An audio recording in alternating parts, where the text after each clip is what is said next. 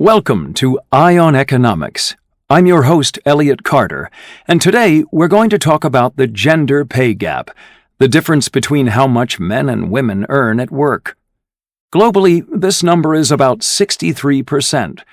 That is, on average, around the world, women earn about 63 cents for every dollar that men earn.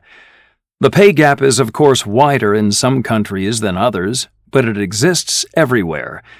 The country that has gotten closest to closing the gap is Laos in Southeast Asia, where women make 91% of what the men do. But overall, the gender pay gap has barely moved in the last 15 years. And at this rate, the World Economic Forum says it's not expected to close for another 200 years. So what's going on here? In some ways, the gender pay gap is explained by things we can measure. Overall, women have a lower level of education and less work experience. There are also fewer women in high-paying fields, like engineering and executive management.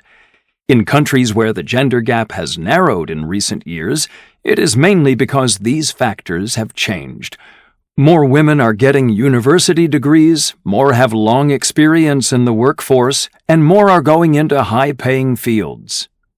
However, there's lots of evidence that increasing women's education and experience isn't going to close the pay gap. For one thing, work traditionally done by women is generally paid less than work traditionally done by men, even if there is an equivalent amount of education or training involved. For example, in most places, sanitation workers typically make more than childcare workers. Architects make more than teachers. Additionally, once women move into a field in large numbers, the pay tends to go down. This has happened in jobs from ticket sellers to biologists. On top of that, women sometimes get paid less for doing the exact same job that men do at the same company.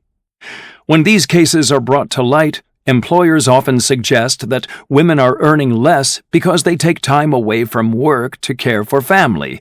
But the gender pay gap exists right out of college.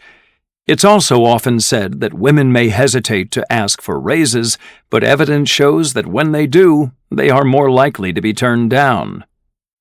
Considering how little the gap has moved in the last couple of decades, it's pretty clear that there's not likely to be much progress in the future without governments taking a more active role, and governments will only do that if people demand it.